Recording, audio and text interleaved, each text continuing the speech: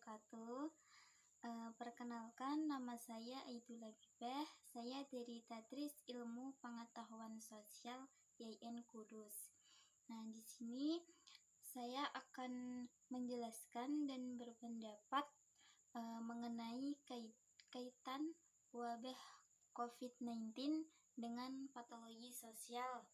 Nah, untuk memenuhi tugas UAS mata kuliah patologi sosial.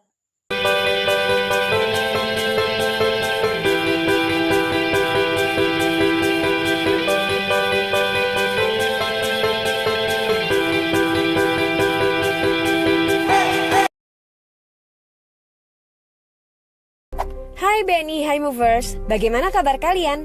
Semoga selalu dalam keadaan prima dan jauh dari ancaman virus, serta penyakit apapun ya. Mengingat saat ini sedang marak tentang mewabahnya virus novel corona, maka video kali ini juga akan memberikan edukasi mengenai pencegahan penyebaran virus novel corona. Selain influenza, awal tahun 2020 ini juga diramaikan dengan adanya penyebaran virus novel corona atau COVID-19. Kementerian Kesehatan Republik Indonesia melalui surat edaran nomor SR 0202-270-2020 telah mengeluarkan pedoman kesiapsiagaan menghadapi infeksi virus novel corona. Sebelum sampai ke pencegahan, ada baiknya bila kita mengenal terlebih dahulu apa sesungguhnya virus novel corona itu. Virus corona merupakan keluarga besar virus yang menyebabkan infeksi saluran pernapasan atas ringan hingga sedang, seperti penyakit flu.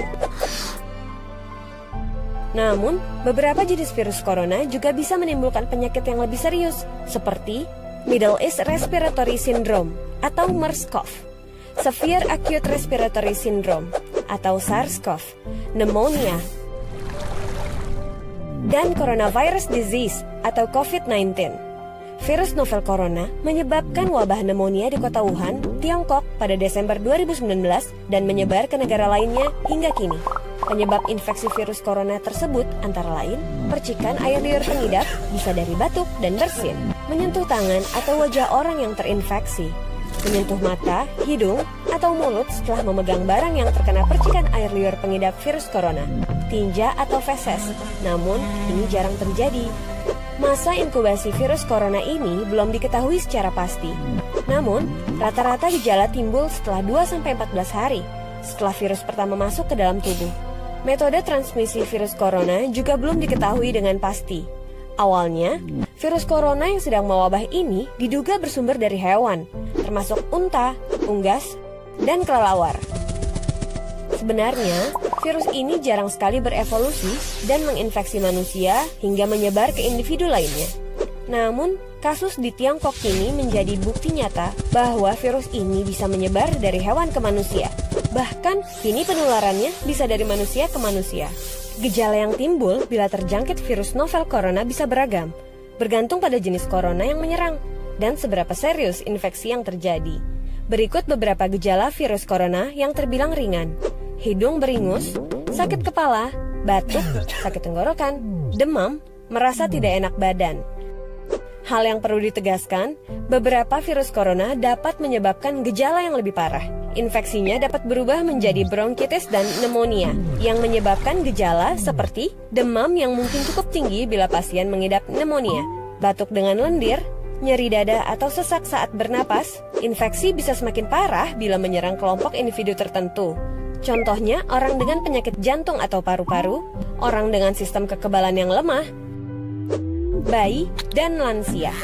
Surat edaran Kementerian Kesehatan Republik Indonesia nomor SR 0202-270-2020 tanggal 28 Januari 2020 menghimbau pemimpin divisi atau wilayah atau satuan atau unit untuk menyampaikan kepada segenap pegawai melakukan tindakan preventif yang dapat dilakukan untuk mengantisipasi wabah virus corona atau COVID-19. Hingga saat ini, belum ada vaksin yang dapat mencegah virus corona. Maka dari itu, langkah terbaik adalah mencegah penyebaran virus tersebut, yaitu menghindari berpergian ke Cina atau negara lain yang telah ditemukan adanya penularan virus corona, menggunakan masker saat beraktivitas di luar ruangan, terutama bila kamu beraktivitas di tempat umum, Rutin mencuci tangan dengan air dan sabun atau hand sanitizer yang mengandung alkohol setelah beraktivitas di luar ruangan. Hindari kontak dengan hewan, terutama dengan hewan liar. Bila terjadi kontak dengan hewan, cuci tangan setelahnya. Pastikan kamu memasak daging dan telur sampai benar-benar matang sebelum dikonsumsi. Tutup mulut dan hidung dengan tisu saat kamu batuk atau bersin. Kemudian buang tisu tersebut ke tempat sampah. Jangan menyentuh mata, mulut, dan hidung sebelum mencuci tangan. Hindari berdekatan dengan orang yang sedang sakit. Jaga kebersihan benda yang sering disentuh dan kebersihan lingkungan.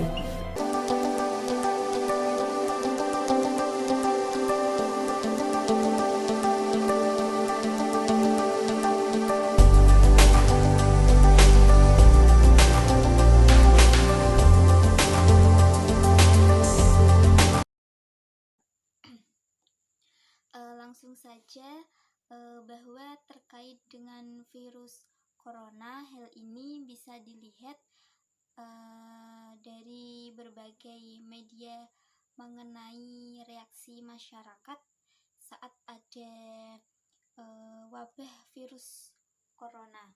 Nah, di situ masyarakat mulai membatasi kontak sosialnya. Berawal dari sikap prasangka, akhirnya dapat muncul sikap diskriminasi. Sikap diskriminasi yang paling nyata terjadi berupa kekerasan simbolik. Seperti contoh, misalnya saat individu X sedang berada di ruang sosial tertentu. Nah, tiba-tiba melihat ada individu Z yang berada di dekatnya itu sedang bersin-bersin dan batuk. Otomatis individu X segera menjauh dari individu Z. Nah, karena merasa khawatir bahwa individu Y tersebut terjangkit wabah virus corona. Padahal individu Z hanya mengalami flu biasa. Nah, sakit bukan hanya kondisi biologi semata, tapi juga peran sosial yang tidak berfungsi dengan baik. Melihat penyakit sebagai bentuk perilaku menyimpang dalam masyarakat. Alasannya karena orang yang sakit tidak dapat memenuhi peran sosialnya secara normal, sehingga kurangnya dan karenanya menyimpang, dan norma merupakan suatu yang konseptual. Sedangkan pendapat saya mengenai PSBB, karantina wilayah, dan dilarang mudik, semua itu atas perintah dan himbauan dari pemerintah. Jadi kita harus bisa mematuhinya, peraturan-peraturan tersebut. Karena untuk apa? Ya karena untuk mengurangi potensi penularan atau penyebaran COVID-19 tersebut, dan untuk menjaga kesehatan diri kita sendiri. Seperti PSBB itu pun tidak sepenuhnya membatasi seluruh kegiatan masyarakat. Masyarakat masih dapat melaksanakan kegiatannya, namun dalam melakukan kegiatannya tersebut tentu akan dibatasi. Sedangkan karantina wilayah itu merupakan penerapan karantina terhadap suatu daerah yang penjagaannya memang dilakukan dengan ketat. Sekian penjelasan dari saya. Semoga bermanfaat dan terima kasih. Wassalamualaikum warahmatullahi wabarakatuh.